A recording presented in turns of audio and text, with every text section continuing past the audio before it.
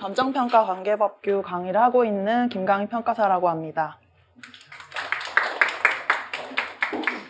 자, 오늘은 강의에 대한 소개도 하겠지만 여러분들에게 어떻게 공부를 하는 것이 좀 시행착오를 줄일 수 있는지 그 방법에 대해서 말씀을 드리려고 합니다. 본격적으로 내용에 들어가기 전에 저에 대한 소개를 간략하게 해드리겠습니다.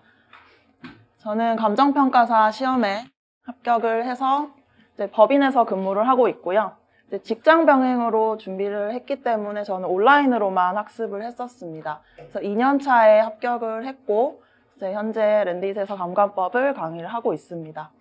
이제 저도 수험생이었기 때문에 여러분들의 입장에서 고민이나 궁금증을 좀 더 해결해 드릴 수 있지 않을까 생각을 합니다.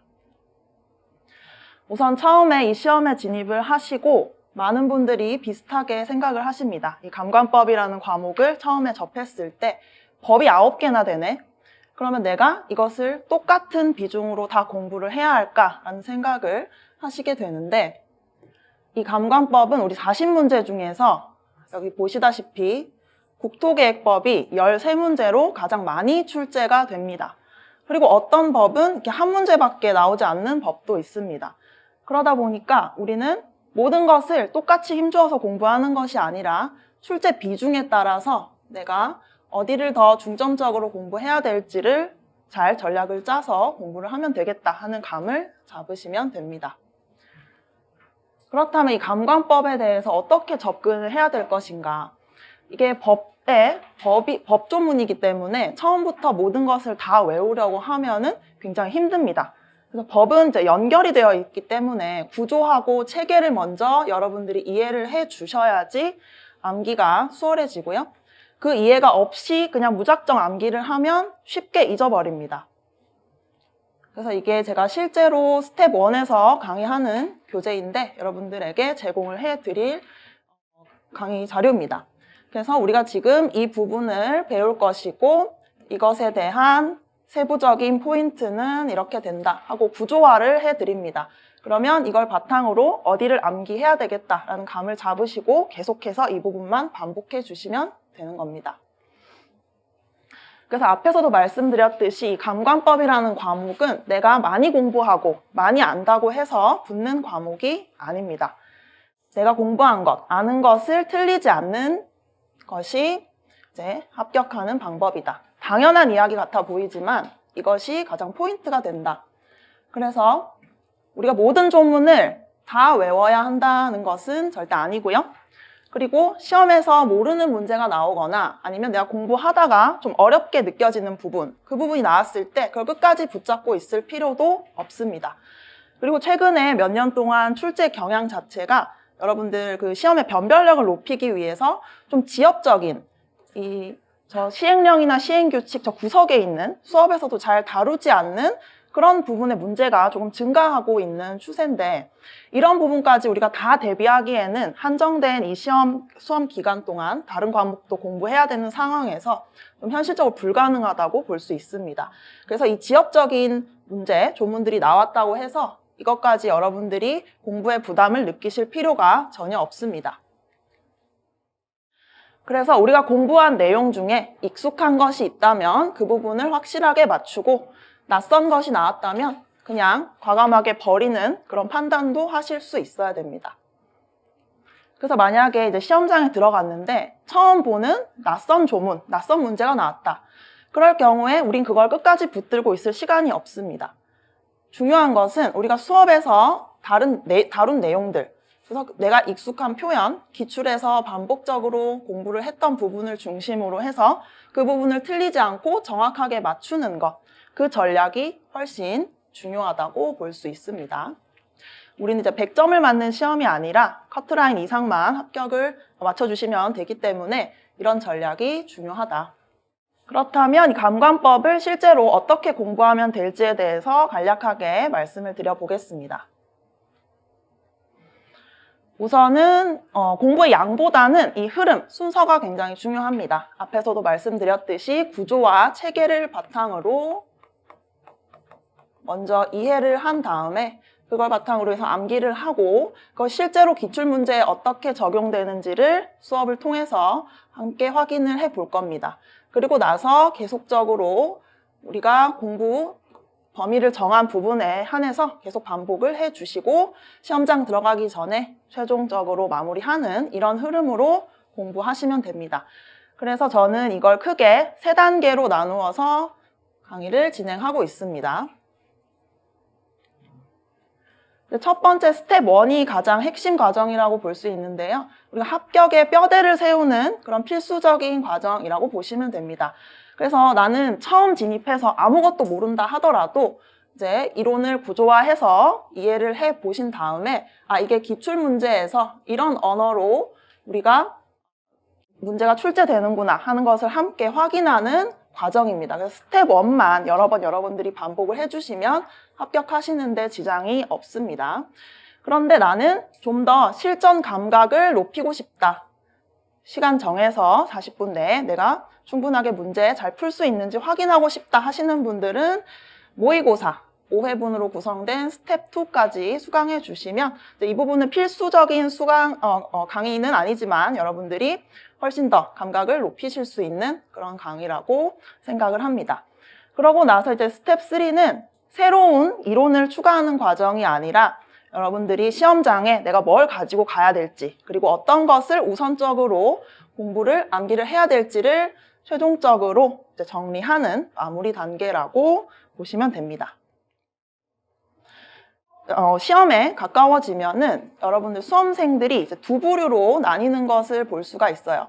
우선 이제 왼쪽처럼 점점 내가 마음이 불안해지니까 새로운 내용, 새로운 자료, 옆 친구를 보니까 어디서 모르는 저런 자료를 보고 있네. 그래서 나도 그거를 취득을 해서 본다든지 이렇게 새로운 자료를 자꾸만 추가하시는 분들이 계세요. 이렇게 되면 시험에 가까워지고 있는데 점점 범위는 넓어집니다. 그렇지만 합격하시는 분들을 보면 내가 정한 강사의 강의, 그리고 교재, 강의 자료 이렇게 한정을 해서 그 부분만을 계속 반복을 해주세요. 그래서 내가 시험장에서 빠르고 정확하게 그것을 꺼낼 수 있을 때까지 반복해 주는 것이 핵심이라고 말씀드리고 싶습니다.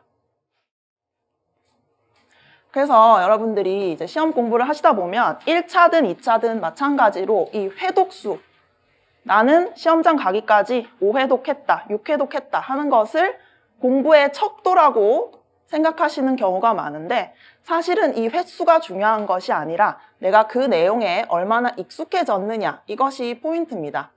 왜냐하면 내가 시험장 들어가기 전까지 감관법을 5번 봤어요. 근데 시험장 가서 중요하다고 늘 강조한 그 부분 문제를 제대로 풀지 못했다. 그래서 틀렸다 하면 그 5회독 한 것이 아무런 효과가 없겠죠. 그래서 우리가 기출문제를 풀거나 공부하면서 좀 헷갈리는 부분들은 계속해서 중요한 내용은 다시 이론서 돌아가서 찾아보게 되니까 중요도가 높은 것은 내가 10번이고 20번이고 더 볼 수 있는 것이고 그렇지 않은 부분은 뭐 한두 번 눈으로만 익히고 넘기거나 아니면 아예 보지 않고 그냥 버리는 그런 부분들도 있을 겁니다. 그래서 절대적인 횟수 때문에 스트레스 받으실 필요가 없다는 것을 말씀을 드리고 싶습니다.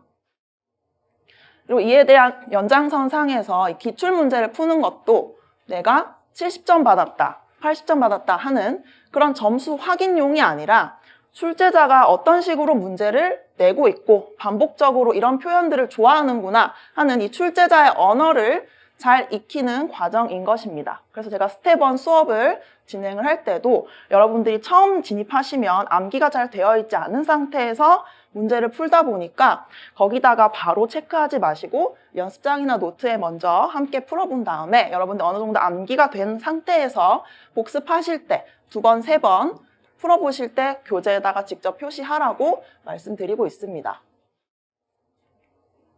그래서 이 감관법이라는 과목은 특히나 완벽주의가 독이 될 수 있다. 이렇게 정리를 하고 싶습니다. 그래서 여러분들이 모든 조문을 다 외울 수도 없고요. 100점 받는 시험이 아니니까 모든 문제를 다 맞히려는 그런 전략을 세우실 필요도 없습니다. 그리고 새로운 자료를 자꾸만 추가할 필요도 없어요. 그래서 이 감관법이라는 과목 자체만으로도 그렇지만 우리 1차 공부하는 과목들에 내가 자신 있는 부분, 자신 없는 부분에 대한 우선순위를 잘 매기셔서 기본서를 꾸준히 반복해 주시는 것, 이것이 이제 합격의 전략이라고 생각을 합니다. 그래서 감관법은 무작정 양이 많고 어려운 과목이 아니라 내가 반복해서 익숙해지는 과목이다. 이렇게 정리를 할 수 있겠습니다. 그래서 이 지금까지 말씀드린 내용은 감정평가사 시험 전체에도 적용이 되는 부분입니다.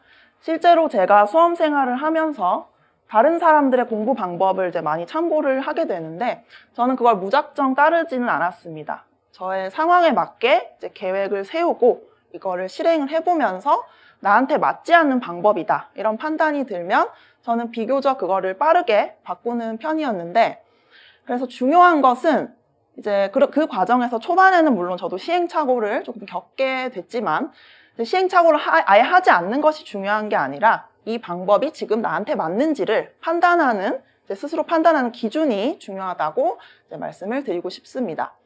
그래서 한번 정한 방법이 이제 나한테 잘 맞다라고 판단이 되면 그걸 그냥 끝까지 밀고 나가야지 다른 사람들의 진도나 새로운 자료에 흔들리실 필요가 전혀 없습니다.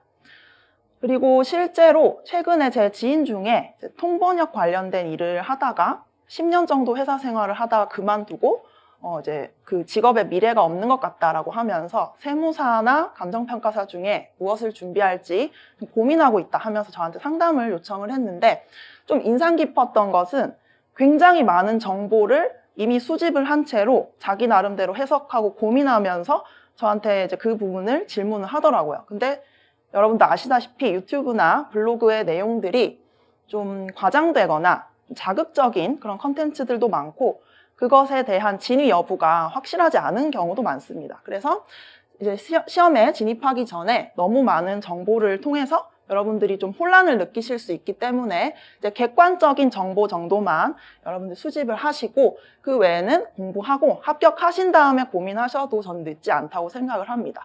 그래서 저의 지인도 저와 얘기를 하면서 평소에 고민했던 그런 부분이 많이 명쾌하게 해결됐다 하면서 이제 공부를 시작하게 됐습니다.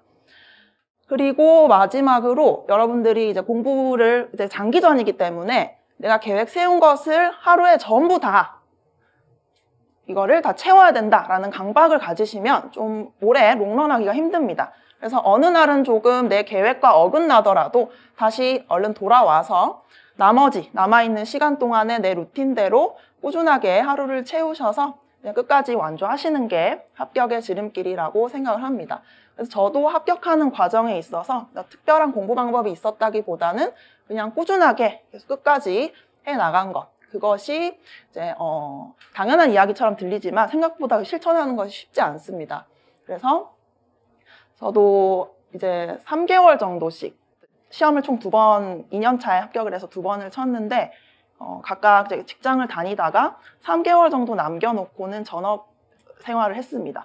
저는 되게 합격이 간절했고 좀 늦은 나이에 시작을 했다 보니까 하루에 한 15시간씩 공부를 했는데 뭐 지금 하라고 하면 다시 그렇게 하지는 못할 것 같지만 이제 그 방법을 또 소개를 해드린다고 해서 모든 분들에게 적용되는 것이 아니기 때문에 자기한테 맞는 방법, 시간 그리고 패턴을 만들어 가시는 것이 무엇보다도 중요하다. 그래서 계획이나 진입하기 전에 너무 많은 고민을 하거나 생각을 하지 마시고 해보면서 그것을 보완해 가시는 것, 그것이 중요하다고 생각을 합니다.